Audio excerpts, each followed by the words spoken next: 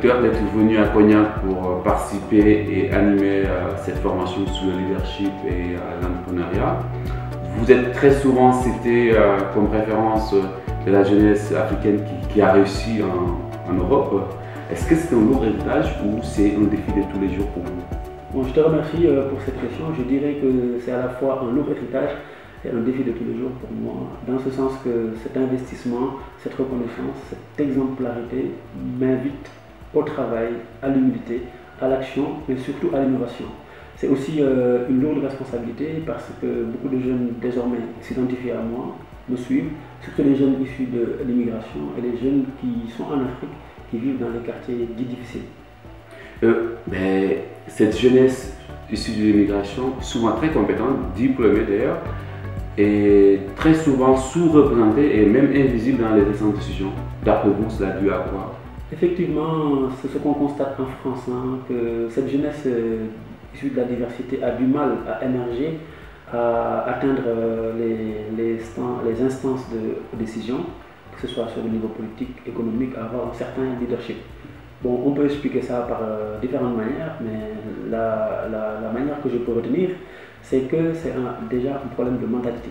Parce que dans la mentalité anglo-saxonne, la diversité, l'immigration est perçue comme une opportunité de développement et d'ouverture culturelle, alors que dans la mentalité francophone et française, l'immigration est perçue comme une sorte de tare.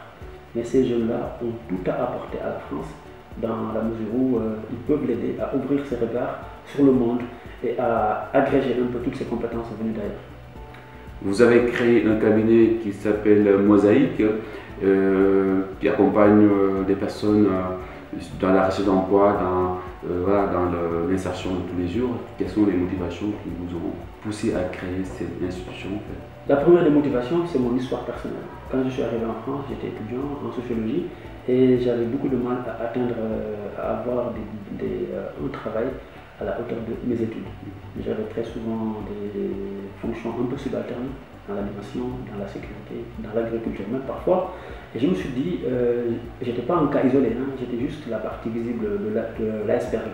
Et je me suis dit, comment je peux faire pour mettre en place une structure justement qui va venir en aide à tous ces jeunes-là qui me ressemblent, qui ont les mêmes parcours, qui ont la même couleur de peau, qui ont la même apparence, le même patronyme, pour nous aider à nous doter de compétences, de code de l'entreprise, pour faciliter un peu notre insertion et nous permettre d'occuper la place que nous doit occuper dans la société française et surtout de permettre aux entreprises de refléter la véritable sociologie de la société française qui est une société multiculturelle.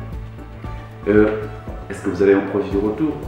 Oui, effectivement, parce que comme le dit un adage sénégalais, l'oiseau est au sommet de l'arbre, mais il a son esprit toujours à terre.